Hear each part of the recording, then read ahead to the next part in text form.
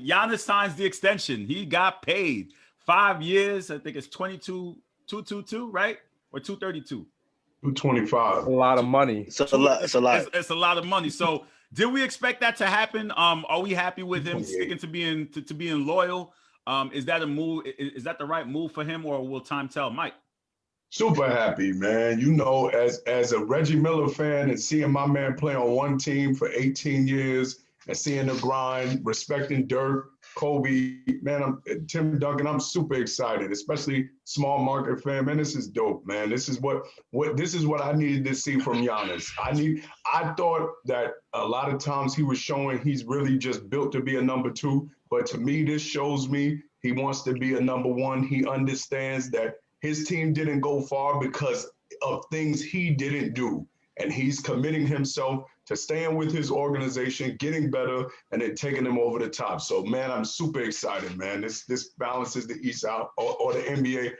It's dope, bro. Shout out to Ray and Joel for it's $228 million. Zig, what are your thoughts here? Was that the right move for Giannis?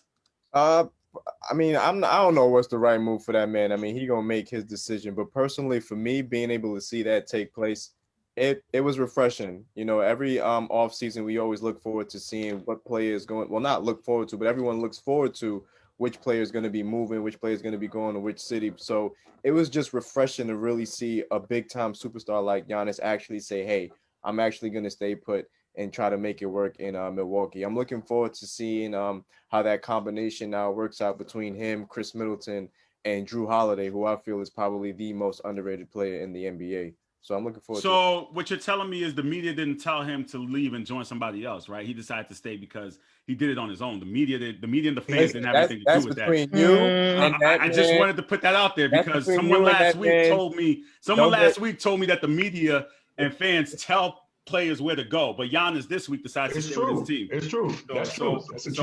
I mean, Matt, what are your thoughts here?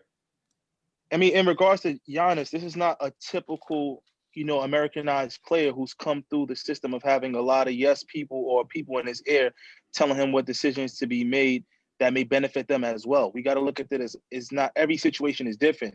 Giannis's circle, he's from Europe. He's a European player. A lot of times those guys tend to stay, especially stars like Dirk, they stay on one team. They're pretty much loyal guys. But also a key factor that a lot of people are not talking about is this was a weird year in all aspects of free agency. You couldn't get that private jet just to fly you into the city. You couldn't get those face-to-face meetings. You couldn't get the fanfare. You couldn't get the wine and dine that a lot of these executives, the house visits that a lot of these executives would take different players. You got a lot of Zoom meetings. You got, more intimate settings. So, I'm happy Giannis, decided what was best for him. I think it's a good step for him. But I'm not going to chalk it up to just saying, Giannis is super loyal and that's why he stayed. I think he made a smart decision. 5 years, he's still a very young player. That they gave him the most amount of money any other team can give him. After 5 years, Giannis still has 3 to 4, possibly high-notch years where he still could play at a higher level. If he doesn't win in Milwaukee in these 5 years, I think he's definitely gone, if not before. So I'm not just going to put him to a pedestal and say he's super loyal and that's the decision that he made. We'll see. Tom is going to be able to tell whether this is just a strategic move for the next 3 to 4 years for him, or he really wants to, stay in Milwaukee for the rest of his career. We have a question from Rick. He said, what do you think the Bucks' next moves are going to be now that they got Giannis locked in? Like, is there another major move they need to make to get them over the hump, or do they think they have enough? Well, they've traded a lot just to get Jrue Holiday. That was their one big move to make. Any other moves would be moves around the edges. So this is pretty much the team they're going to go into the season with. And I think this is a good enough team because you got the piece you needed. Now, if Giannis goes to another level, because that's really what all of this is contingent on. If Giannis goes to another level, whether it via he works on his jump shot or he works on his post game, either or, if he starts mixing that up and he takes his game to another level, this is the type of NBA post Warriors where you can win with one elite superstar and other good star players around you. You don't need 3 elites. So I think there's not that much they can do. I think you need 2. I think you need 2 elites. Yeah, but Mike, yeah. Yeah. I just don't see it. If we can go back, even if you go back every NBA season, in the past, even with the Warriors years, after they lost, they went and got KD. LeBron still had Kyrie, elite at that level. This year, LeBron, AD. Yes, Miami got to the promised land, but this was like I said, this is a different type of year. If Miami does it again next year, with the same team they have now, then I could say, okay, they're trying to break the mold of saying we don't need two superstars or two superstar level players on the same team in order to compete for a championship. But if the Bucks do not get to the championship this year, you best believe Giannis will be there, but a lot of movement will be made to try and get him a second all-star, borderline superstar type player who wants to win a championship. Because if they don't do it this year with the group that he has, they're not gonna have enough. Yeah, but Mike, I'm surprised you said that though, because me and you have had conversations where you're telling me KD and the Nets with Kyrie are the team to beat in the East. So how could Giannis even compete with that? Remember my key. If Giannis goes to another level, this is what I'm saying. We've seen before where you have great, and if you think about it, we talk about the Bulls and their runs. You have one elite player and a star player next to him. Other teams had elite superstars, stuff like that, but you've seen it before. The contingent is, because I believe Kevin Durant's better than Giannis, but Giannis can elevate his game. If Giannis elevates his game, hypothetically speaking, if we're just talking about Jrue Holiday as a top defender, right? We just talking basketball. He's a top level defender. Can he stop Kyrie? No. But can he guard him to some degree? Sure. So when you have some degree, annoy him a little bit. If you have that, then you essentially have Kevin Durant and Giannis. You have who's going to be the better of the two. If Giannis goes to another level and is better than Kevin Durant, then as Mac just said, and as most people are not going to say, oh, they can't go to the finals. So if you're saying they can go to the finals, then that means you're saying they have a chance to win a championship. If that's the case, then it's probably going to be contingent on how great Giannis will be in the playoffs, because that's how they kept losing. They were losing mostly because Giannis couldn't go to the next level. He had too many holes in his game and couldn't go to that next elite level. If he does that now, then of course they can win a championship. We've seen players do that. Hold on, Carl, let me jump in there. So Mike, let me ask you this. What when you say elevate his game, what do you mean necessarily? Because I had that conversation earlier today with shout out to Nigel Byam. I know you know him, Mac. I had that conversation with him earlier today about Giannis needing to add a jump shot to be able to, transform his game and take it to another level. So can you just talk more about what you mean when you say elevate his game? I mentioned the two things. The two holes, the holes in his game is his mid-range game, right? He doesn't have a mid-range game. Right. But there's two things he can do to fix his problems. He can either decide I'm going to be Shaq and go to the post more and stay and get more, develop his post game, or he can decide to work on his mid range and extend it to the 3-point line, which makes the defense honest, because that wall, he can nullify that wall in a couple of ways, and Jrue Holiday helps nullify the wall because he's a better scorer and better shooter than Bledsoe. So Giannis, those are the things he can do to get better. It's not like Giannis has reached a plateau in skill. He's 25. So he can get better. And if he gets better, think about it now. The way Giannis is now, he's arguably top 5 player. He's incredible. If he went another level, what do we think about the type of player we're talking about, Zig? If he improves his jump shot, if he gets a dominant post game, like perfect example, LeBron in Miami. Now, LeBron had a better skill set than Giannis, but notice in Miami, what he did to expand his game, he started getting his butt in the block like everybody was telling him. They were saying, bro, you 6'9", you 260, get to the block. You can take advantage. That's not why I agree with you on that, but that's not why they won in Miami. Like, he needs LeBron, and if you want to win, you got to get another superstar type player next to you. That's just what it is. It's hard, Mike. It's hard. It's tough. It's really. But we're still saying he can make it to the finals, though. If we still saying, I don't know. You're saying that. I don't think so. I don't think he can. For last year, you had a chance to make it to the finals against another team that didn't have two superstar type players.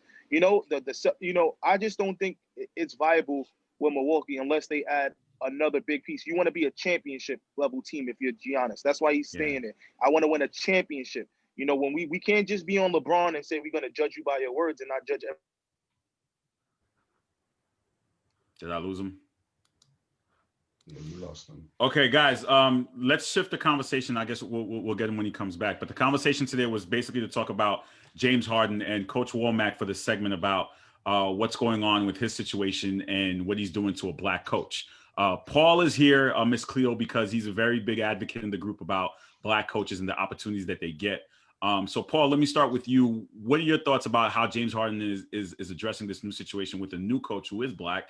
And how he's going about it and not showing up to training camp and, him not wanting to be there and asking for a trade request. What are your thoughts, Paul? All right. First and foremost, thank you for putting me on. I do want to say that James Harden isn't acting the way he's acting because Coach Silas is black. So I think we got to get that narrative out the way. It's unfair to both of them by actually doing that. I think he wants to win. And Houston is not giving him the pieces to win. Okay, Coach, you brought this. Please.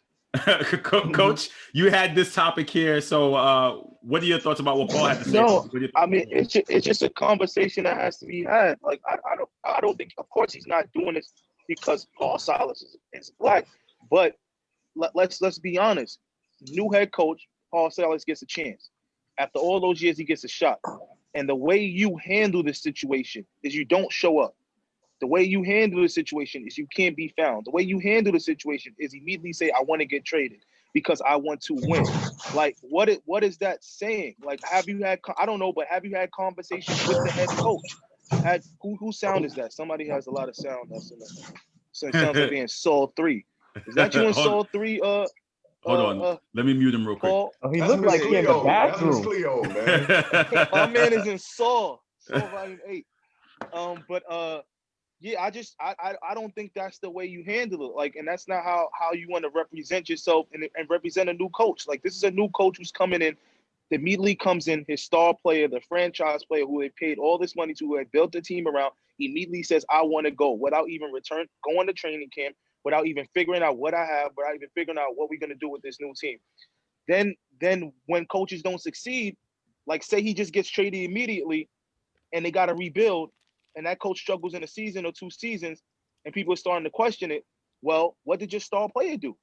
Immediately, did he give you a chance? How can we ask for everybody else in the league to give them chances when the players when a star player like James Harden is not giving this guy a chance or not giving him the proper, back and forth to figure out what's going on? I just didn't like the way he handled it in the beginning. You want to get traded, be business, like be professional, still show up to training camp, still do your job as you're getting paid for, and work through your agent, whoever his agent is, ask for a trade, and then you go on from there. The way they handle it with these people just not showing up, I just think it's unprofessional. Mike, what are your thoughts here? Do you agree with Coach or do you agree with Paul? I agree with Coach, absolutely. In terms of, and everybody's been pretty much documenting how James is handling it. It's one thing when you just ask for a trade. It's understandable if you ask for a trade, even though, one could make the clear argument, James, you asked for everything. That's what all the reports were out today. ESPN did an article about he already been asking them to do everything and controlling the franchise. It's like, bro, at some point, when do we take accountability? That's kind of to the same conversation we just had about Giannis, about players taking accountability for the failings. It's not always the organization. It's not always somebody else's fault when you fail at what you're doing. So I definitely think he's not handling it correctly. And Paul Silas, Stephen Silas, when they asked him 2 weeks ago, they said, what's going on with James? He hadn't heard from him. So that's to Mac's point of this is your new head coach, this is a black head coach, but this is your new head coach. He hasn't heard from you. Nobody in the organization has heard from you. Bro, how you handling this? If you want to leave, just be a professional and leave. But you doing the man grimy like this where he don't even get to hear from you. And every single practice that you miss, they're asking him, where's James Harden? And he's saying there's no timetable. Essentially, I don't know. So he you leaving your coach to hang out to dry, and this is his first. He finally gets a shot, and he's got to deal with the disgruntled player. And really quickly, to Paul's point, though, it is kind of Stephen Silas. It's not necessarily his fault that James was already pissed with the organization because they got rid of Daryl Morey. So that is where it's like Stephen Silas walks into a bad situation, but still, James, be a professional, handle your business, man.